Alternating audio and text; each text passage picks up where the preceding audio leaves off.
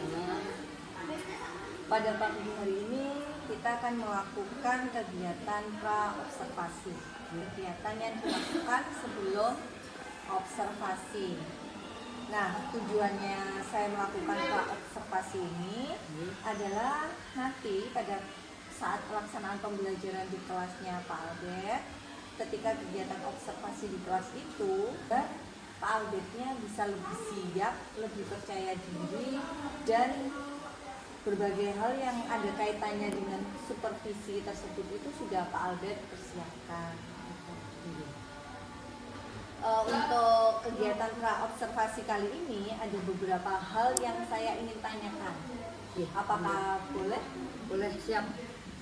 Ini untuk pertanyaan yang pertama, ya. Pertanyaan pertama itu tujuan pembelajaran pada pertemuan yang nanti akan saya supervisi apa ya Pak? Baik. Sebelumnya untuk kompetensi yang dicapai itu ada sebabnya namanya distribution of time. Jadi nanti tujuan dari pembelajarannya itu yang pertama anak-anak memahami apa itu distribution of time, kemudian bagaimana cara menghitungnya dan bagaimana cara menerapkan di pembuatan schedule paket wisata nantinya. Sebenarnya kan distribusi of time ini berkaitan dengan penyusunan paket wisata, pembagian waktunya.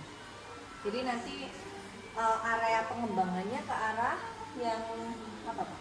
Arah pengembangannya? Arah pengembangannya ya anak-anak harus bisa menerapkan penerapan dari pembagian waktu yang benar, yang baik dan benar. Mulai dari diketahui jaraknya apa, kecepatannya berapa, nanti waktunya bisa akurat dan tepat untuk dihitung oleh mereka.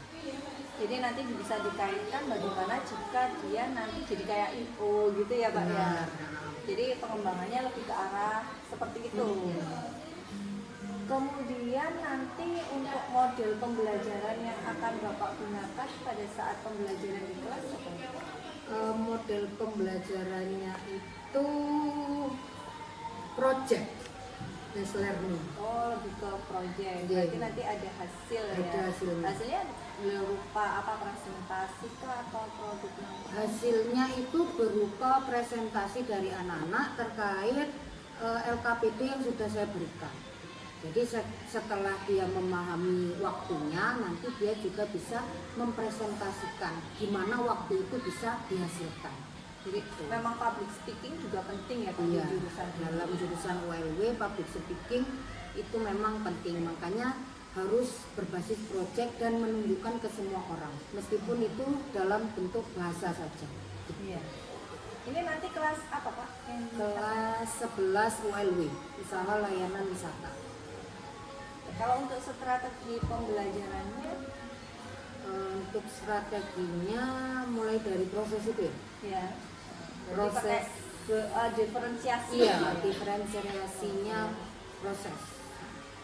Atas dasar apa namanya kemampuan siswa atau bukan? Nanti saya kelompokkan berdasarkan gaya belajar. Oh, nanti gaya belajarnya nanti dipengaruhi oleh hasilnya. Ketika anak-anak yang visual nanti mempresentasikannya bisa menggunakan dengan hal-hal yang mendukung itu. Jadi nggak pakem hasilnya harus berbentuk LKPD itu enggak. Nanti PowerPoint-nya bisa sesuai dengan gaya belajar mereka. Berarti nanti diferensiasinya diferensiasi proses dan produk. Iya. Hasil presentasi. Iya. Kemudian nanti untuk evaluasi atau penilaiannya Pak Albert lakukan dengan bagaimana? Asesmen nanti ada asesmen proses, jadi saat mereka ini proses pengerjaan LKPD itu, kemudian nanti ada penilaian tulis dari hasil presentasinya. Nanti ada rubrik penilaian mulai dari speakingnya, gerak-geriknya, sama sikapnya, sama tata bahasa yang saat mereka mempresentasikan distribution of time. Tadi kelas sasarannya kan kelas 11 ULW ya Pak ya. Untuk harinya kalau kelas 11 ULW itu di hari Jumat 4 JP. 4 JP. Nanti saya akan masuk ke kelasnya Pak Albert. Semoga nanti pada saat supervisi berjalan dengan lancar dipanggil. Semangat ya Pak Albert. Pra observasinya sudah selesai, tinggal nanti saya observasi dan juga nanti akan saya lakukan pasca observasi. Siap. Terima kasih. Assalamualaikum warahmatullahi wabarakatuh. Waalaikumsalam warahmatullahi wabarakatuh.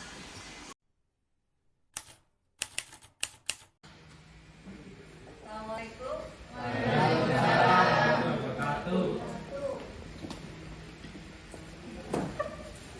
Assalamualaikum warahmatullahi wabarakatuh.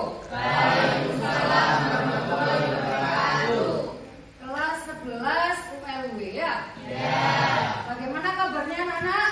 Baik. Alhamdulillah. Oke, hari ini pelajarannya Pak Albert yaitu perencanaan dan pengelolaan perjalanan wisata. Sebelum kita melanjutkan pelajaran, Pak Albert mau mengabsen dulu. Dion, Eka, Eva, Desti, Intan, masuk Tan? Alhamdulillah. Iwan? Oh iya, Iwan izin ya, tadi sudah izin sama Pak Albert. Mariska? Ega? Dio? Rizky? Silvi? Tiara? Vanes? Hilda? Davino. Davino izin juga ya, tadi orang tuanya telepon Pak Al. Oke. Baik anak-anak, mari kita lanjutkan subbab kemarin ya. Kemarin kita sudah belajar terkait komponen produk dalam pembuatan paket wisata. Jadi komponen produknya itu terdiri dari aksesibilitas, amenitas, sama atraksi. Nah, sekarang kita akan melanjutkan ke subbab berikutnya. Yang pertama yaitu ada namanya distribution of time. Ya. Ini ada namanya distribution of time. Apa distribution of time? Pembagian waktu.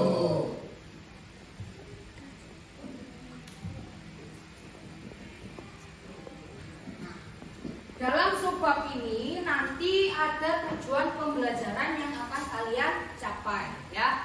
Yang pertama itu kalian akan memahami apa itu namanya distribution of time.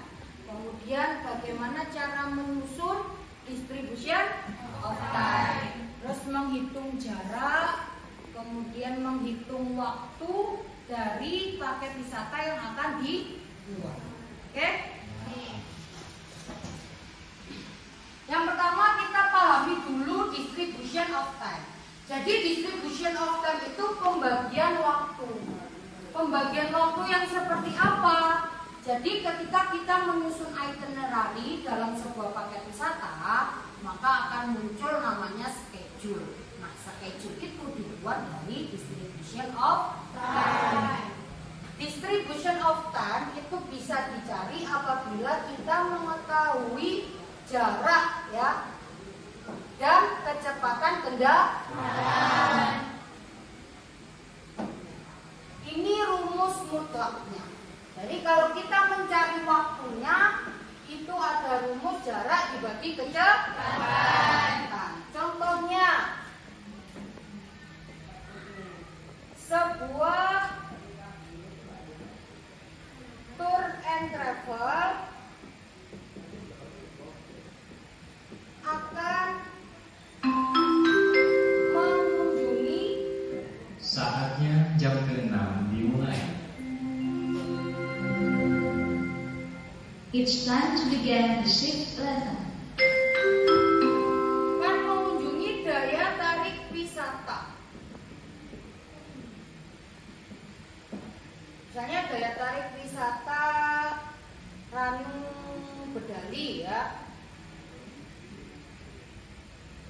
yang memiliki jarak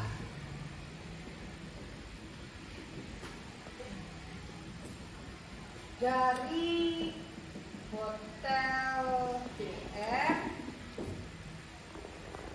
60 kilometer dengan kecepatan bus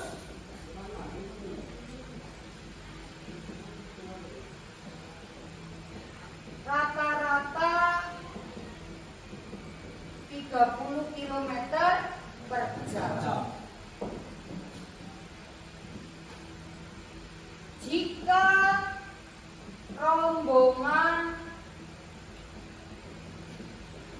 tur tersebut berangkat dari Hotel DM pukul 8.00, pada pukul berapa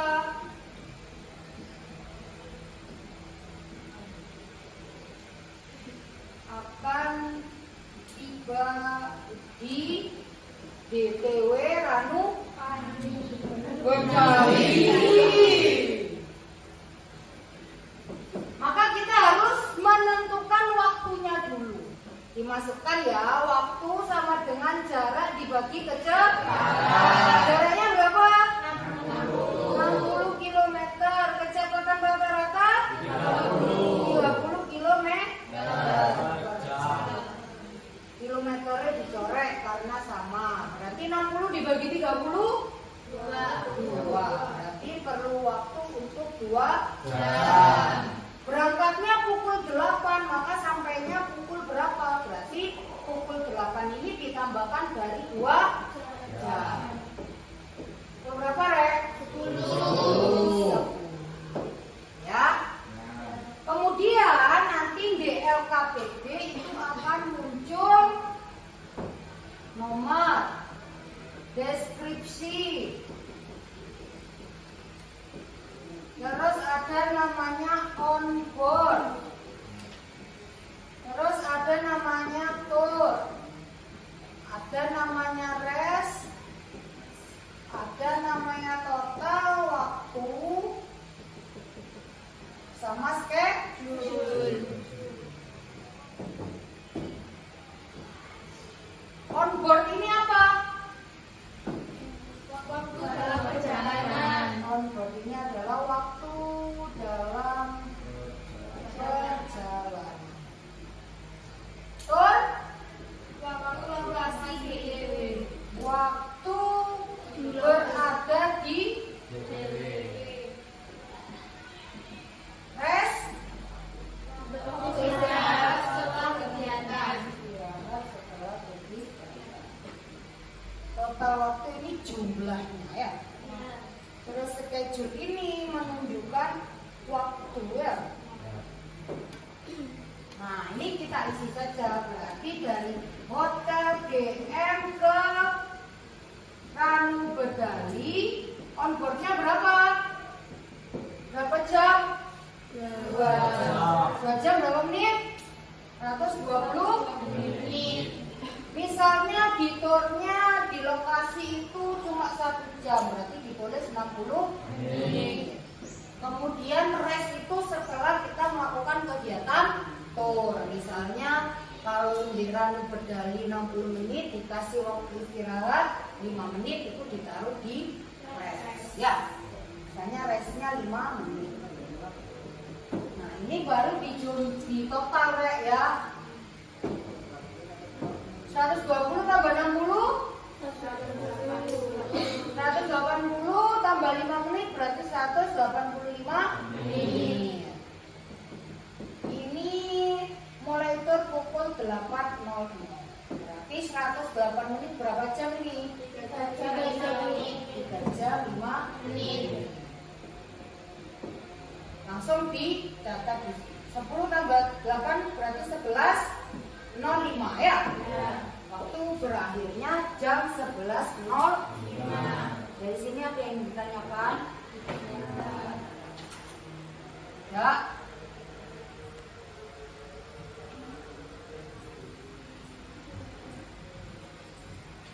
Kalau tidak ada yang ditanyakan, mari kita latihan soal ya. Latihan soalnya kalian kerjakan individu di LKPD ya. LKPD-nya sudah Pak Albert share di WA, oke?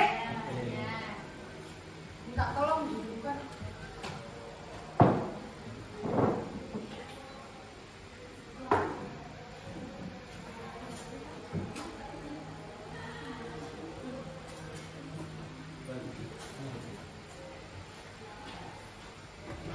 Mau dicatat dulu tak? Ya. Silakan dicatat.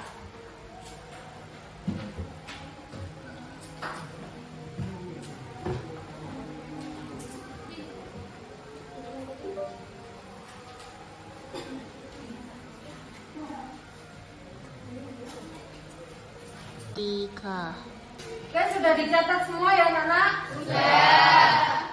Minta tolong Ega untuk dihapuskan papan tulisnya.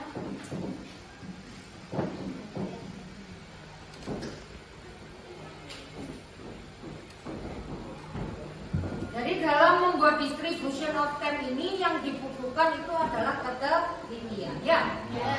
Jadi kalian harus tahu jarak dan kecepatan yang diketahui di dalam soal.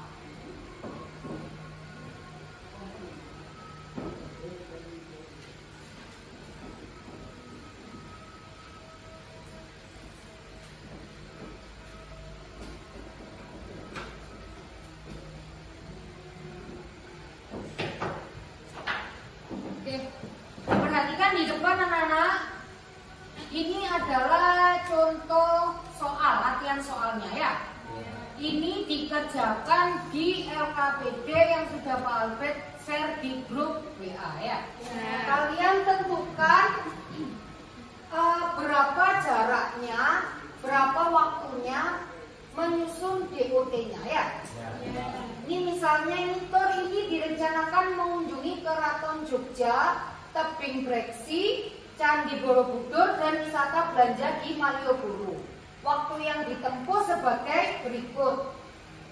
Jarak hotel ke Malioboro 39 km. Kemudian jarak Borobudur ke Tebing Breksi ada 53 km. Tebing Breksi ke Keraton Jogja ada 19 km. Keraton Jogja ke Malioboro ada 3 km. Kemudian kegiatan tur masing-masing daya tarik wisata ini selama 60 menit. Jadi lamanya di DTW itu cuma 1 jam. Ya. Kemudian kecepatan kendaraan itu rata-rata 45 km per jam. Dan diberikan waktu istirahat setelah tur yaitu 10 menit. Jadi onboardnya kalian cari berdasarkan ini jaraknya 39 dan kecepatannya 45 km per jam.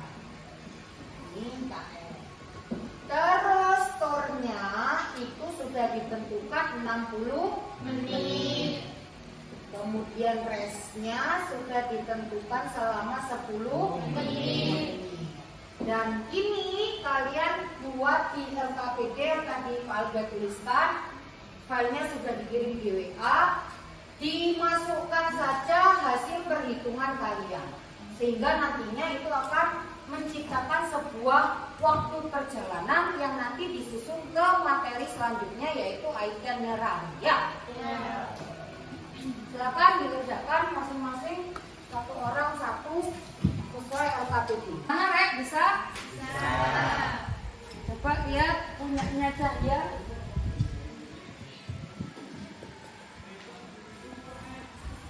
Onboardnya sudah benar, jarak dibagi kecepatan. Tinggal dipindah di LKPD ya. Oke Nana, sepertinya waktunya Pak Albert kurang 15 menitan lagi. Jadi untuk soal ini bisa nanti disalin langsung di LKPD-nya. Kemudian minggu depan kita melakukan presentasi hasil dari kerja kalian ya. Satu persatu presentasinya. Kemudian untuk subbab dari distribution of time ada yang ditanyakan dari anak-anak semuanya? Tidak. Jadi kita refleksi sebentar ya. Bahwasanya distribution of time itu intinya adalah pembagian waktu. Pembagian waktu dalam membuat schedule perjalanan wisata. Intinya seperti itu. Manfaatnya apa? Agar nanti kita tidak timpang tindih antara schedule satu dan schedule lainnya. Ya.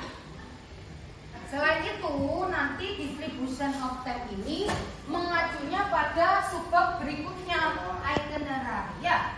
Kalau kita sudah paham membuat distribution of time-nya, nanti membuat item atau rundown perjalanan itu akan lebih mudah karena kita sudah tahu bagaimana mendistribusikan waktu. Ya.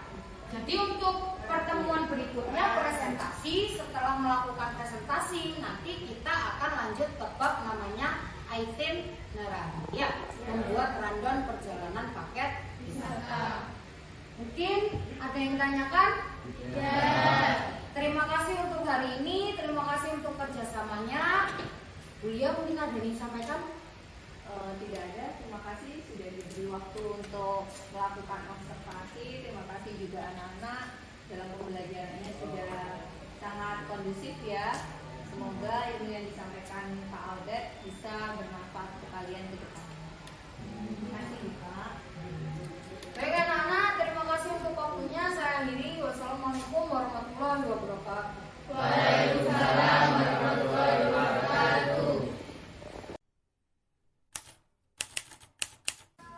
Assalamualaikum warahmatullahi wabarakatuh. Waalaikumsalam warahmatullahi wabarakatuh. Kuliah. Selamat siang. Tadi kan saya sudah masuk di kelasnya, sudah melakukan supervisi, sudah melakukan observasi waktu pembelajarannya Pak Albert di kelas 11 ULW. Kemudian sekarang saatnya pasca observasi. Nah, saya tanya dulu ini, bagaimana perasaannya setelah setelah ada observasi tadi, perasaannya jenengan? Gugup ya, karena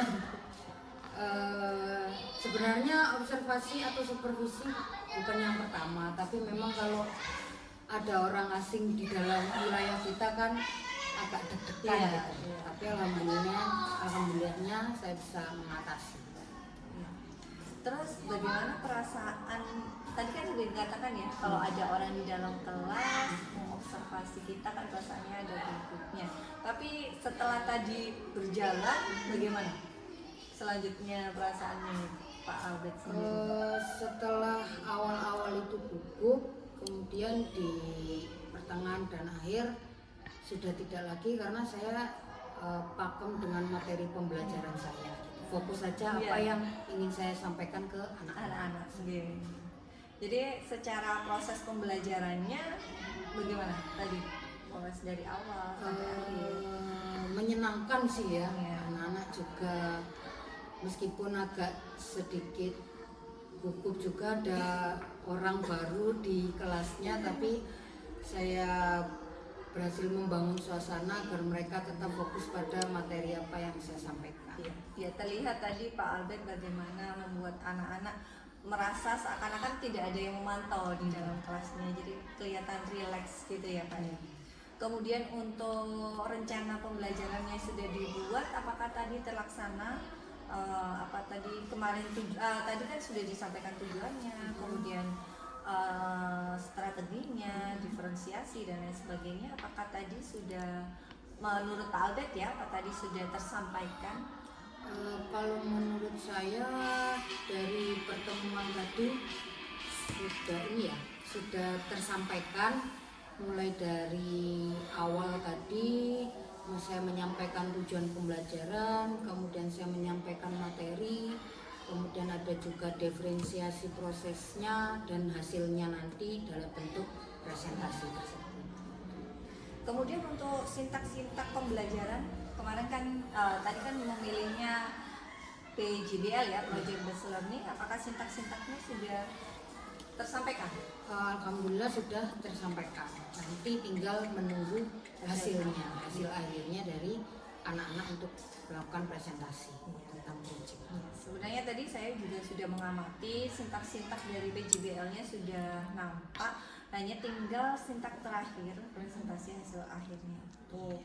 Kemudian pada proses pembelajaran kan pasti ada kayak kendala atau hambatan. Apakah tadi Pak Albert merasa ada hambatan atau kendala itu baik secara sarana atau mungkin anak-anaknya atau Pak Albert sendiri? Kalau untuk sarana saya kira tidak ada hambatan karena memang proyektor sudah siap sedia di situ, tidak pinjam kemana-mana, memang punya fasilitas lab. Lab sendiri ya. Kemudian untuk hambatannya mungkin dari siswa yang sedikit kurang aktif pada pertemuan ini, mungkin karena ada Iya, mungkin karena ada saya Iya. juga. Jadi anak-anak "Oh, ini dinilai apa saya iya, tahu." mungkin Iya, iya. observasi itu, tapi ya namanya anak-anak juga, tapi kita harus membangun rasa itu tadi, rasa percaya diri untuk ngomong di depan orang asing atau orang baru. Kemudian berdasarkan hambatan itu rencananya nanti Pak Albert akan melakukan apa agar hambatan itu bisa teratasi? Ini terkait dengan keaktifan siswa apabila ada orang baru. Yang pertama pasti saya akan melakukan penggemblengan lagi ya terkait public speaking, Ya, ya. karena jurusan ULW ini ya public speaking yang diutamakan. Jadi nanti mungkin di pertemuan selanjutnya saya akan membiasakan untuk guru-guru lain masuk mungkin untuk menilai presentasi dari siswa saya, sehingga nanti tidak ada ketakutan atau kurang percaya diri menyampaikan sesuatu di depan orang baru atau orang asing. Karena memang jasanya ULB itu istilahnya ya yang bukan produk kan yang mereka jual, tapi kan jasa. Public speaking menentukan tender yang akan didapat. Iya, semakin dia pintar kemudian mempercaya diri kan itu nanti akan mempengaruhi, oh saya percaya nih. Jadi nanti rencananya untuk perbaikan akan Bapak lakukan pada pertemuan selanjutnya dan seterusnya. iya. Jadi konsistenitas ya Pak Iya. ya, karena kalau kita konsisten maka anak-anak juga akan terkonsisten dan itu akan mempengaruhi kualitas anak-anak juga. Kualitas siswa bagus, otomatis kualitas jurusan juga akan meningkat dan akan mempermudah kita untuk mendapatkan siswa. Dari tadi saya sudah observasi berdasarkan data-data pra-observasi, berdasarkan tujuan yang ingin dicapai, kemudian metode, model pembelajaran, strategi, semuanya sudah sesuai. Jadi antara pra-observasi kemudian apa yang saya observasi juga sesuai, walaupun memang ada hambatan, mungkin masalah keaktifannya anak-anak. Kemudian kalau untuk kesigapan anak-anak menyiapkan prasarana ya alhamdulillah jurusan kita ULB ya, jurusannya Pak Albert ULB, labnya sudah lengkap, jadi tidak bingung harus menata pindah-pindah pinjam proyektor prasarana dulu dan lain sebagainya. Semoga setelah observasi ini nanti akan lebih. Sebenarnya Pak Albert sudah bagus, tapi semoga lebih dan bisa lebih konsisten lagi, bisa membawa anak-anak ke sesuai dengan pengembangannya, tidak hanya secara teori saja. Dan semoga jurusan ULW juga semakin berkembang dan dikenal banyak orang gitu. Terima kasih sudah memberi saya kesempatan untuk melakukan observasi kepada Pak Albert. Saya juga terima kasih sudah diobservasi, jadi saya tahu pakemnya sudah sesuai apa belum. Kita sama-sama belajar untuk kita menjadi pribadi guru yang lebih baik, teladan yang baik buat anak-anak juga. Gitu saja ya Pak ya. Assalamualaikum warahmatullahi wabarakatuh. Waalaikumsalam warahmatullahi wabarakatuh.